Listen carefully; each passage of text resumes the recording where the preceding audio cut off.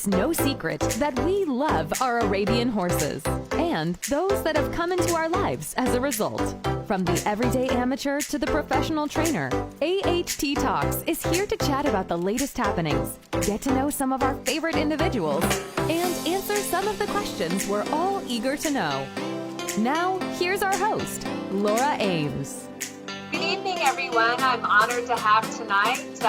It says Sean Lowe on the screen, but I don't think it's Sean. I think it's Jim Lowe with us tonight. And I'd like to thank our sponsors, Jarvis Insurance, Oak Ridge Arabians, Radon Arabians, Coltrane and Conway Arabians, and my family, Cedar Ridge Arabians. So, Jim, how's life treating you in California? I'm about tired of this coronavirus. I need to get to a horse show. I need a fix of a horse show with my friends. Yeah. So you went to Scottsdale. Have you been to a show since Scottsdale? Oh, nothing since then. Nothing. I've taken more riding lessons from some friends of mine just so I could feel like I'm doing something besides going around in a circle. Yeah. So, Jim, let's get started because obviously everybody knows you from Facebook and your funny posts, but you have a long history in the horse business, and probably most people think you're always from California, but you're really a Michigan guy. So let's start with, how did you get into the Arabian horse business? I won an Arabian from Dr. Rooker, who's, I think, 90 this month. They're having a big, I got a message from Terry Delbridge. He's 90 years old. At that time, he was the president of the registry. And there's Janet, Debbie, I can't remember the other ones. So anyways, Sean Rooker's uncle. And they gave out a horse every year at the fair. And believe it or not, I won it on an essay contest, because you've seen my spelling on Facebook. So that's how I got my first Arabian. And then that at Michigan is big in 4-H. I worked for Stanley White Sr., Tim Shea, moved to Florida when the Lancer Arabians moved to Florida, and I was grooming back then. But that's kind of how I got going.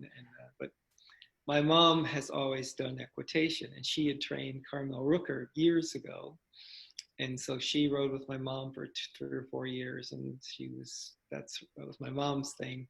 And then after I worked for Stanley in Florida, I came home and opened a training stable in Michigan. So my roots are from Michigan.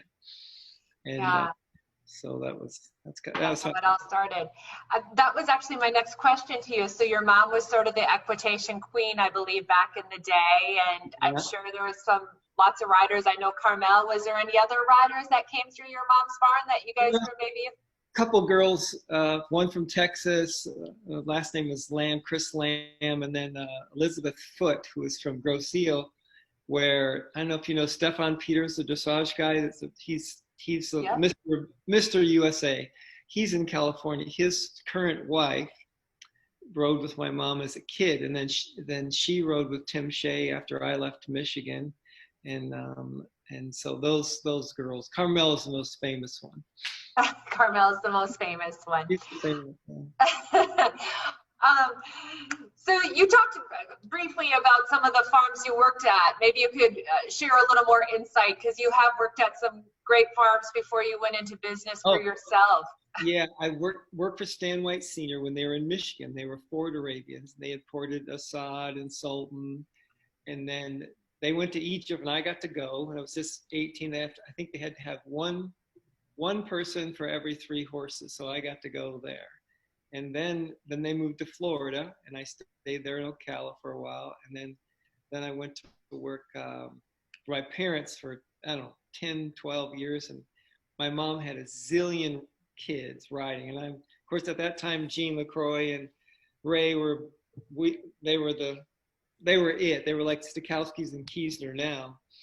And Brian Murch was there, Mitch, Gordon, Reese Smith, anybody that's anybody in the horses. And I wanted to go be a horse trader. I was tired of riding lessons, and that's all my mom had was tons of equitation kids. Now I'm thinking, well, that's where the money is now. So I went to work for Gordon Potts in Texas. and then got my first private job in Florida, and I was in my 20s, and worked for the Day Arabians, where they had Muhammad Ali, the park horse. Yeah. Steve White had it for a while, and then they had Cat too. Stan White Sr. was reserve, I think, on Cat one year at US in the English. Yeah. And so I grew up with the Whites from when they were in Michigan, and then moved to Florida. And then I worked for Gordon at La Verada, slaved at Gordon's, but him and Tim Shea taught me how to work, those two guys. Yeah. Ridiculous workers. Gordon Potts, no one works like him back then. He was ridiculous. Yeah. So you opened your own business in California. What made you go about opening your own business? How many years have you did it? What makes it special? What makes it tough?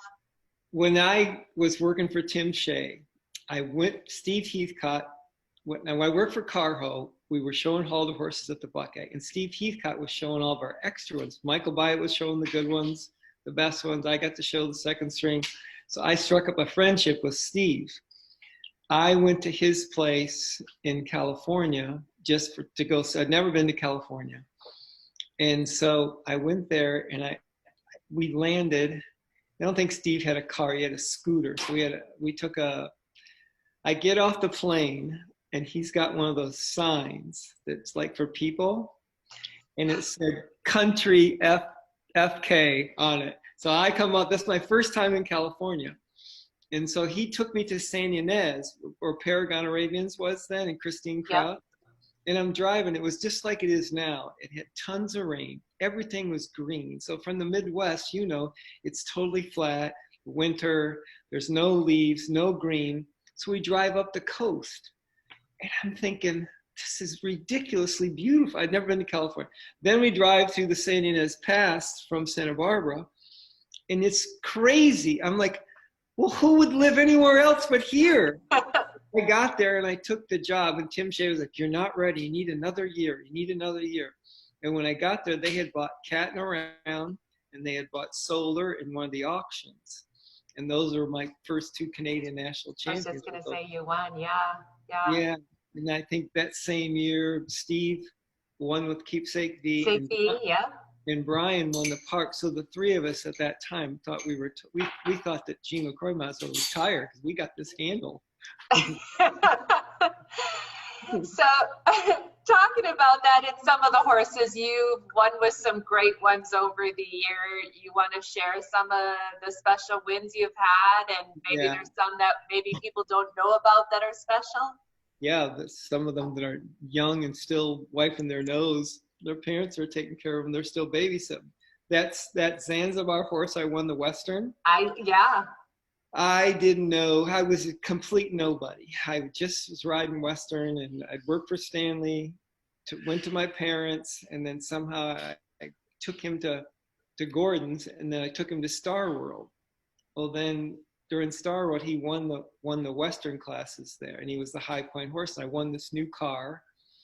And then they had that egg and spoon class there. Well, I'm practicing every day. It's $25,000 egg and spoon class.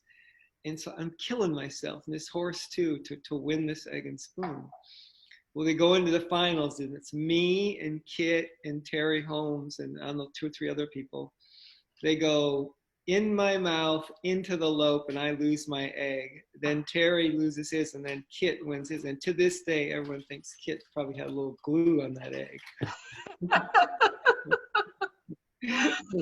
So that horse was the first national champion that I had, and then the next year he won the Open Western at US, and I had never won anything, so I'm in the lineup, and they call my name. I throw the top 10 trophy. It almost hits Kit Hall.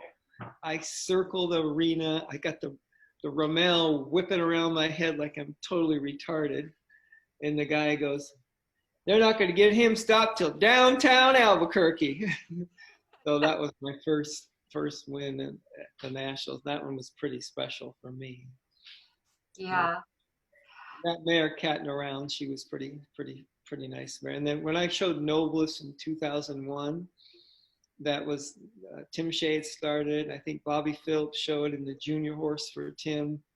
one year, and we had went to Canada, and I missed the class in Canada. Chris Wilson and I were warming up. He was probably working for you then. I do remember that, and he was working for us. We were upstairs in the warm-up ring, and they Yeah. must have called it, and neither one of us heard it. So of course, we were waiting to the end, because Nobles, we'd worked on his ears a lot with all kinds of stuff at nighttime. And so we never wanted to go in first, we wanted to go in last, but neither one of us heard it. So I'm mortified, missing a class at the Nationals. So then came to US, and he won US. But there's some good stories at US. I can tell now that probably it's way far gone that I can't be imprisoned by it. Yeah, I think that was quite the campaign you probably put together with them, and just the story. And that was that the first time you won the Open English then too, Jim? It was just. It was way exciting, and at the show, he was not great with his ears, so we were always shooting something off him, or this or that, or this, anything. So I go to, kind of a daredevil sometimes, so I go to the Broadbent Arena, and we shoot some stuff off that probably shouldn't have been on the fairgrounds. And Jimmy Stokowski's there. He goes, "Can I play with you guys?" So we've got one steward. We know where she is. We got someone watching her on a scooter at the other end of the fairgrounds. And so then I go to the main ring, and we plant flags in the ground. And then we take Nobles in, and we jerk the flags up. And that's the Tim Shea trick.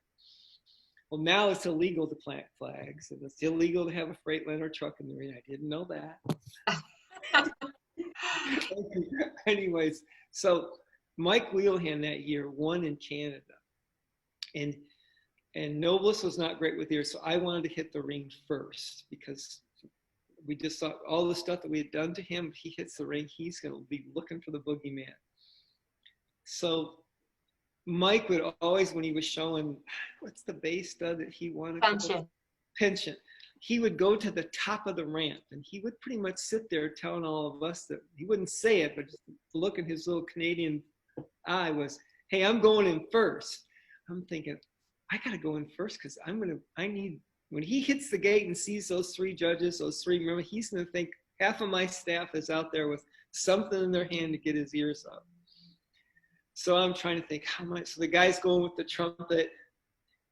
He's down there in his red coat. It's in Louisville. It's got the ramp that goes down, the green shavings. And Mike's sitting over in his spot, and I'm watching the tractor making its last. The tractor made the last lap, and the horn started going off.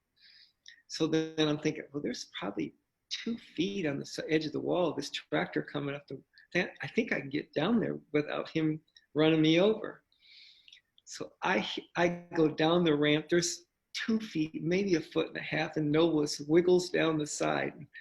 And I am going down the ramp, and I hit the gate. And then something went wrong with the PA, and it started crackling like firecrackers when he clicked the mic on. Oh, he looked like he was Superman for about 4 or 5 laps. And Mike is cussing all the way down the ramp, cussing at me. And in the video, he comes cantering into the ring. His horse broke. Oh, he's mad at me. Oh, he was so mad. He's told me this story 20 times. I was telling what a bad horsemanship you did. I said, no, but I had to get down there first. I didn't think I could be if I went second. Yeah, I do remember the flag story, actually. Toy Jaboska, she didn't like to use her ears very well, and you taught us how to. We tried it with her. We didn't have the same kind of success at getting the ears as you did, but we did try it. So training. So you are known to, I think, if anybody still puts a science into training and really, I don't know, I call it the LaCroix Lasma way. I learned under that a lot. You still seem to practice that quite a bit and enjoy training. I don't think people enjoy training as much as maybe you do. What makes training so special for you? It's like I'm not a reader, and a lot of my friends are, and a lot of them probably in school were smarter. I know they were. But training to me, it is like an open book every day. And with all the guys that are at the shows, I know when I was growing up, I was always been very self-conscious, always thinking I'm not as good as the next guy. I'm not as good as this guy. I'm not as good as that guy. And it's been bothersome for me my whole life. So I'm always thinking I need to know more so I can keep up with those guys. And then as I got older, I think I could always show a horse when I was younger. I could jerk one around, do whatever to go win. I've never had a problem trying to win something, but I never felt myself that I was very good. But as I got older, I really dig the training, whether it's from Brett Becker, it's from Tim Shea, or it's from Ray LaCroix, Gene LaCroix. And as I got older, I really enjoy the process, and I know what it feels like to be right. And now the win is not the almighty. I want it to feel right. And with me following a little bit, I've always followed dressage, and I've gotten into it more and more since Ray has. And then I've got friends into it. Around this area, there's a lot of dressage. And when I started showing show hack, I started implementing some of that in there with Ray, and then Ray's wacko dressage now. And so, and then I'll go to Brett Becker's, and if I'm ever at a show, if I have any problem with a horse, Brett Becker, Carolyn Schroeder, Rob Bick, they'll always help me. And they're people that I respect, and I've always felt like I'm not as good as the next guy, and they know stuff that I don't know, that maybe I didn't learn or whatever.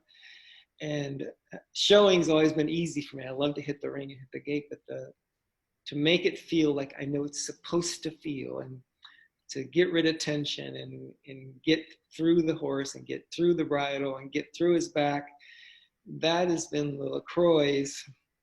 But Jim Lowe couldn't quite pick it up fast enough. So I think that's why I've always liked the training, because it's like reading a book to me, and I totally dig it. And still to this day, I had 2 lessons this week from a friend of mine, local dressage guy, and I can't get enough of it. I just hope I can live long enough to get more, because I totally dig it. And my friends like Carolyn and Rob and Brett and Ray and Gene, they, especially Carolyn and Ray, they can give such good lessons. You can listen to them, and Carolyn especially, she's ridiculous giving a lesson.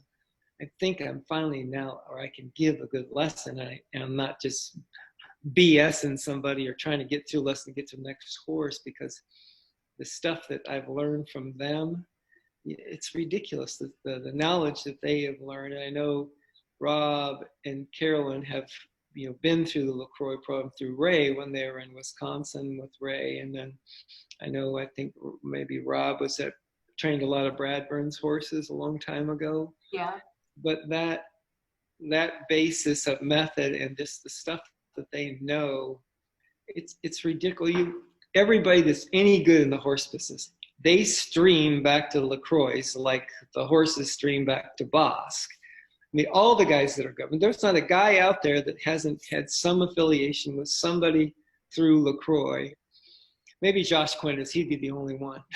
Yeah, I was watching, I think a couple days ago, you maybe posted a video of your daughter. You were giving her a lesson, and I thought, oh my gosh, I haven't heard somebody give a lesson like that in such a long time. You were talking about the hind leg and making sure, and I was like, oh my gosh, that's like, and when you say LaCroix, I was like, oh my gosh, that reminds me back in the days of riding with Gene and Raymond, and having them say that. So it was sort of funny how you're passing it on to your daughter.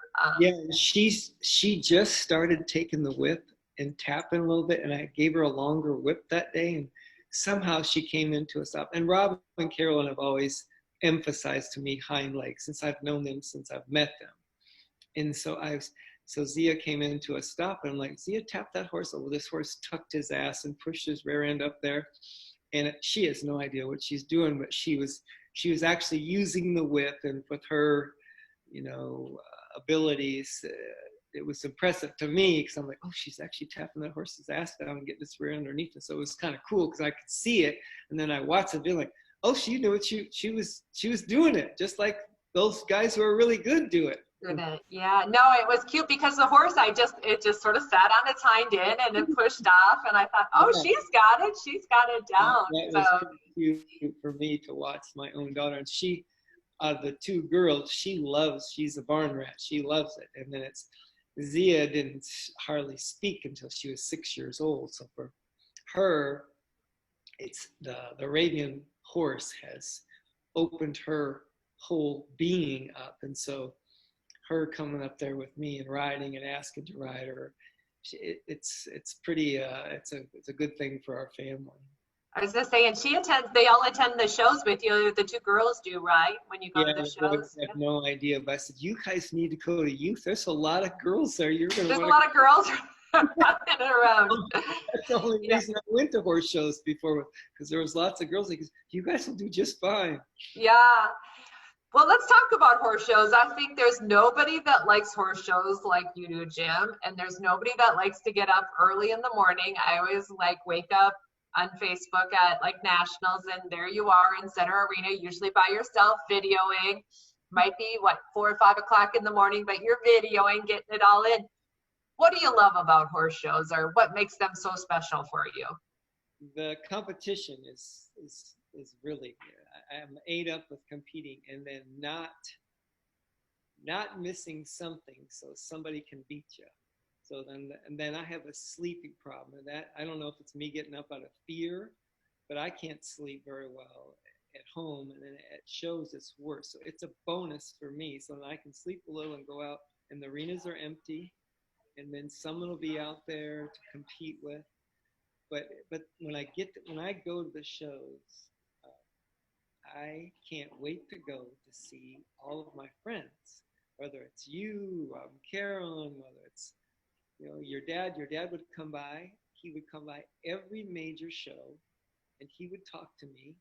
And he didn't, I'm still to this day, I'll tell Terry or some of my friends, I'm really mad at myself because I had told him, I said, someday I want to come spend a week with you and just follow you around.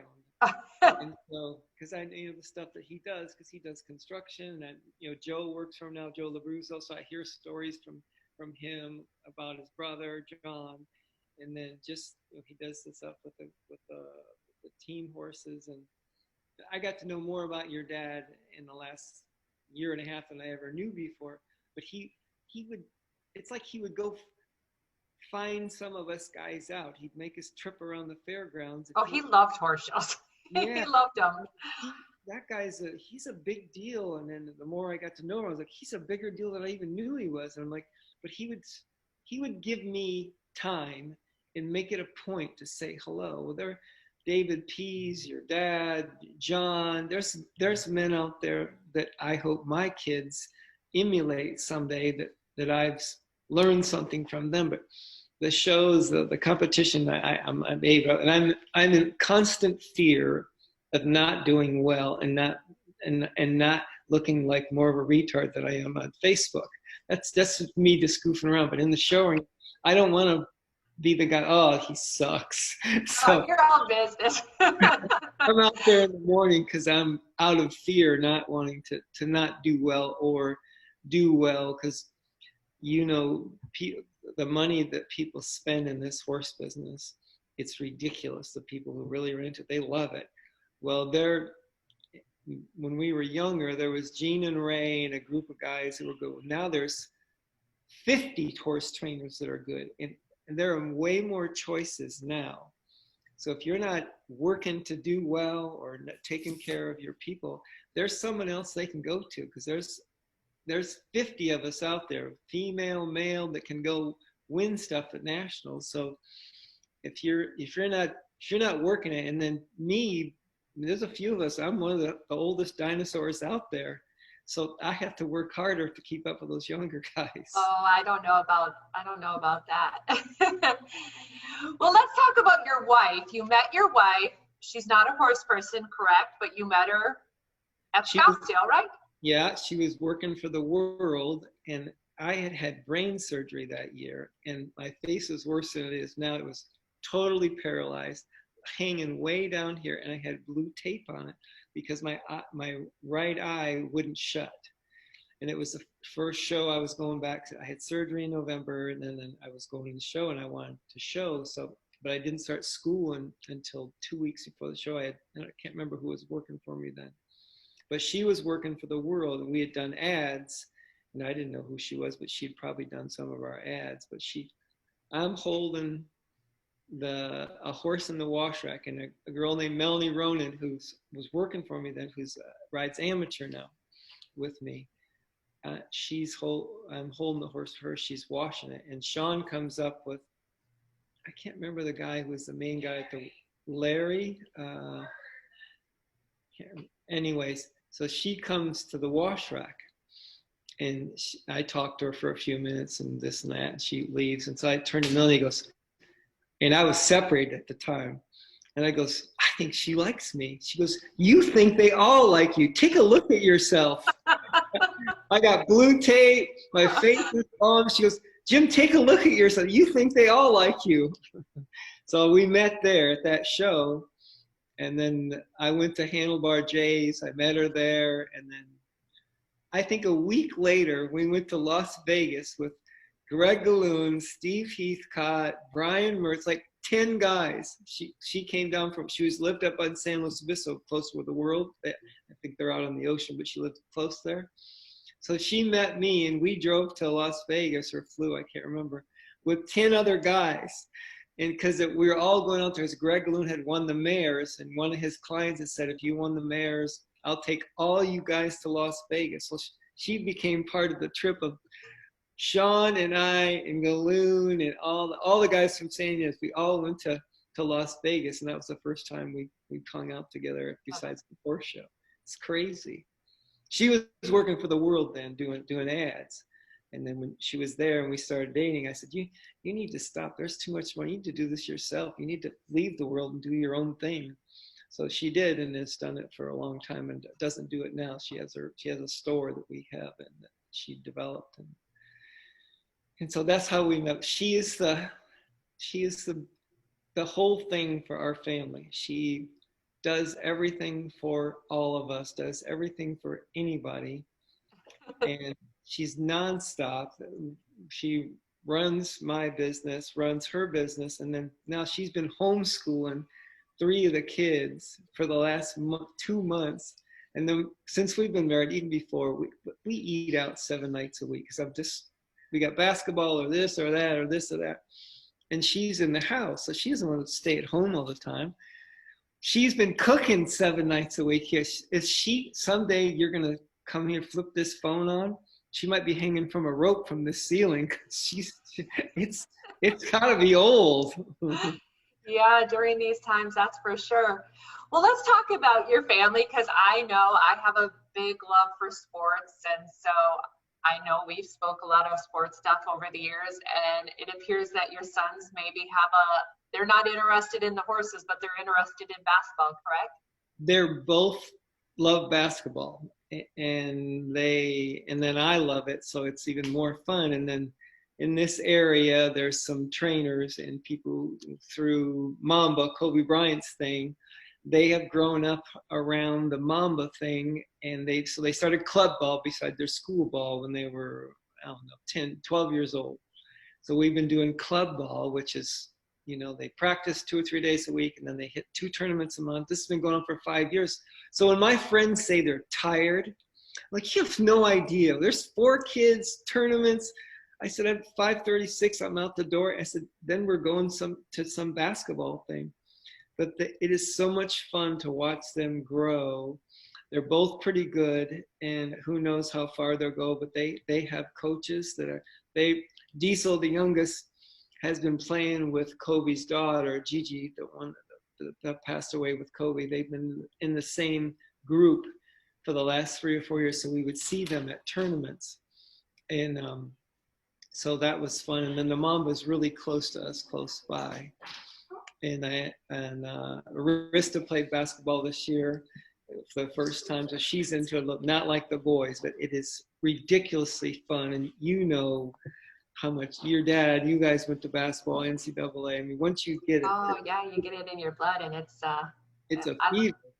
Yeah, I like it as much as the horses. Maybe I'm not as talented at it, but I like it as much as the horses. So, well, if somebody was to, let's say, what would be one thing people would be shocked to know about Jim Lowe? Shoot.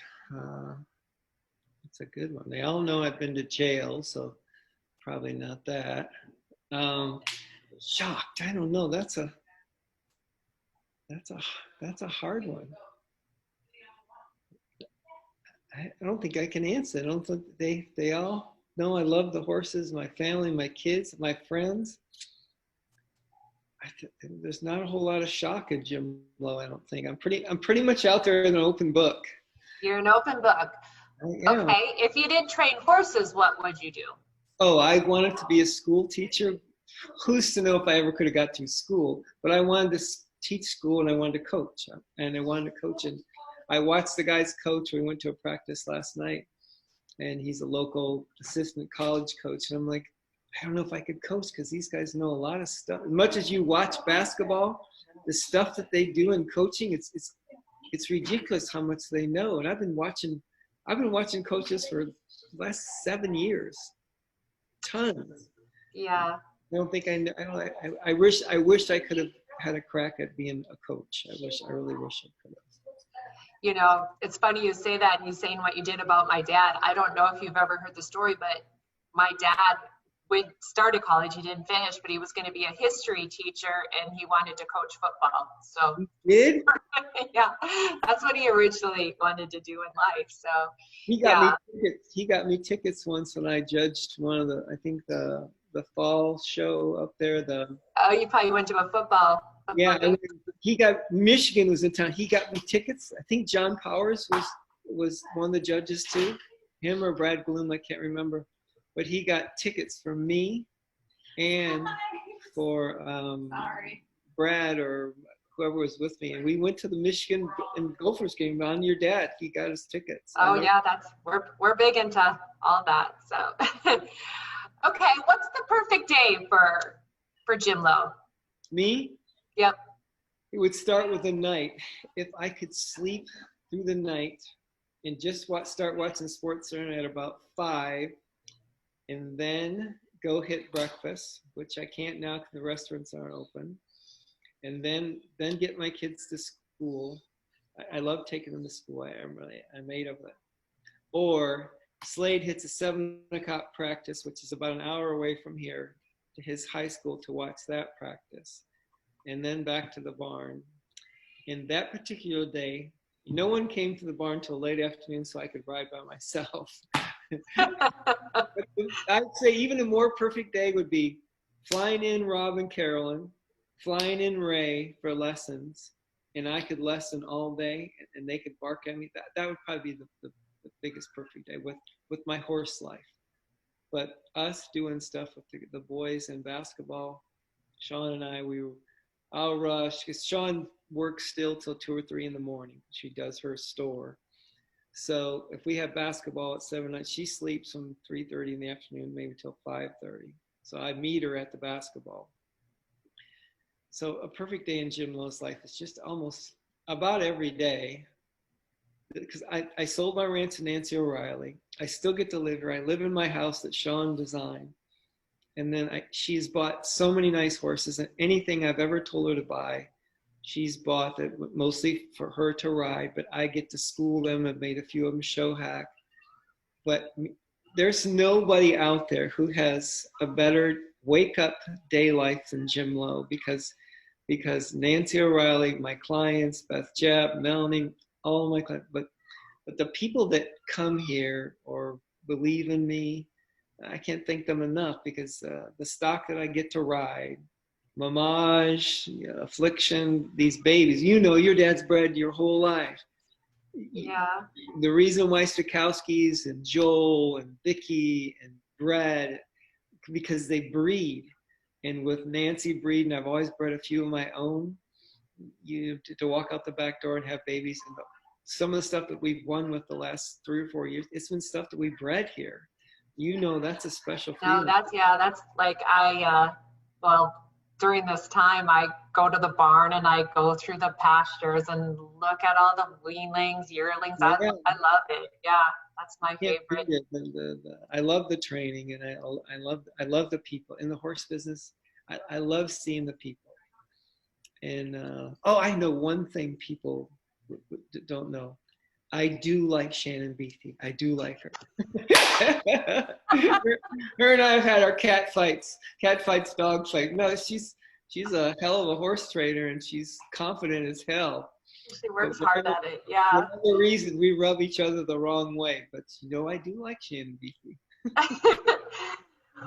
Well, speaking of that, I wrote down, because I think when you talk about your friendships, and I think of you, I think you're probably one of the most popular trainers. Everybody loves Jim. So I put down some names that I think you would consider good friends. And so I just want you to describe your friendship maybe in one sentence with the following people. Joe Labruzzo. Oh, just a great guy. Has always been good to me from day one. Before he got the job with your family, he was working for me, helping me, staying at Terry's house. And I remember when he got the job, I got to go more than one sentence with this. So he gets, somehow either your dad or John said, Joe, you need a job? Yeah. He was working for me, helping me get to shows. And before that, he was struggling with his brother, whatever. But so then the next day, your dad or Joe, they asked Joe, what do you need to make? I don't know if he said 50,000 or he said 100 or he said $125. I don't know what he said, but your dad or John both said, hell, I can't live on that. I'm going to give you another $25,000 a year. That's Joe Labruzzo, and that's the horse people in this business. Just your family.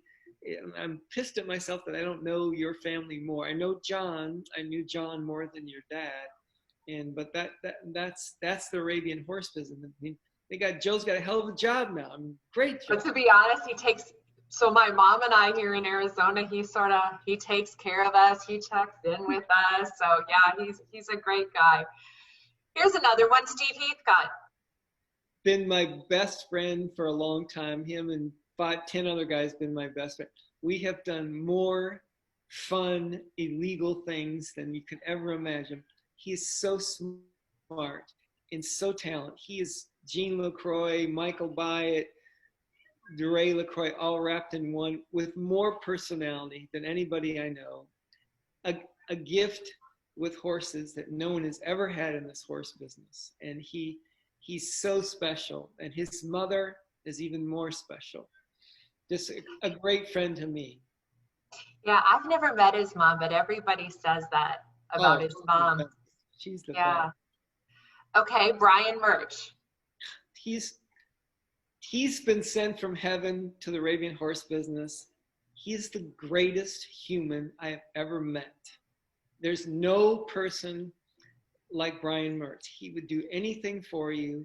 He's gullible as hell. He'll believe anything. But he is the best person I've ever met in my life. I hope that my kids can be like Brian Murch, because he's so special. He's really special. Yeah. And the last two I'm going to mention, Rob and Carolyn. They're two of the greatest horse trainers of all time. They can do so many things well. They breed, they train off each other, they help other people. For years, they were so underrated. There was years go by, I'm like, I'm doing well, I'm kicking ass at one time and doing well, and Rob's not. He could train circles around me, always has known. I was teasing him, I think it was back about the time that I colored my hair blonde. I said, Rob, you need to be like Dennis Rodman. You need to color your hair so people know that you're in the ring. Sure as hell, it wasn't 2 weeks later, he colored his hair. But Carolyn and I don't know how we struck up a friendship, but we have, and she's like a sister to me. I can call her, I can ask her anything, and she's always been cool to me. She's always been, anything I've ever asked, she's been great to my kids. Zia, she's always had a thing, special spot for Zia. And Zia has had her struggles, physically and brain-wise. And she's always been just great to me. And she's ridiculous as a horse trainer. She's one of the greatest horse trainers. She is. And Rob is the same. He can do anything. He appears to me that he's nothing but confidence. There's not a discipline he doesn't do well. And so when I'm around them, it's, for me, from what I love about training, I mean, I can't get enough of them. I can't get them out here enough. I can't watch, you can watch them work a Western horse, a hunter horse, English horse, halter horse. There's nothing that Rob Bick can't do. Yeah, And, they're good at it all. yeah, and Carolyn is like family to me. She always has been, and Rob is the same. And all those people you mentioned, and Terry Holmes, Mike Ferrara, they're people that are, they're family to me, and they've been always good to me. That's what I always say about our, especially right now, I feel like it. We're just one big family, just hoping to go to a horse show and get together with everybody else. So, in closing, one thing I want to ask you, just because you know you have such a love and passion for it, but you have a really strong work ethic as well. For the young upcoming trainer, what advice would you give them? They're going to have to keep working, and as they get older, they're going to have to educate themselves more and more, just to keep in the game, because there are so many guys that are out there that do well. But number one, they're going to have to be people persons. It's not straight a horse trainer. It's a people, but there are guys who take care of their clients and are better at helping them get in, do the right things. They're going to have to be people persons, number one, to get new people in the horse business or make people confident that this is someplace they want to go. So just suiting up and winning that ribbon, it's very big. And, you know, it's big in the competitive world because we're all chasing Jimmy and we're all chasing Joel because they're good. And they have the stock. But in order to get their kind of clientele, your dad, people that want to spend money, they are going to have to be honest and be true and help people get in the right direction. Because if you're not honest, you are going to die by the wayside. It's not about who can go the hardest in the arena, because there's guys out there who haven't, I'm a perfect example, haven't been as talented as some who have done well because they have people that believe in them. So I have to say they're going to have to be honest, like your dad, like Bob Pertee, like Brian Morse, to get people, that people want to spend that kind of money. They want to believe that you're going to believe them. That's for sure. And in a few wins, it doesn't, because you can see in the horse, but it's easy for someone to jump to another person because there are good horse trainers out there. Yeah. Great. But if you can't get them to believe in you, that you're spending their dollar and giving them their money's worth and taking care of their horses and taking care of their kids, you will get spun out by someone else, because there's guys out there who can. No. Well, we want to thank you tonight, Jim, for giving us the time to visit. And you always got a good story. So thank you.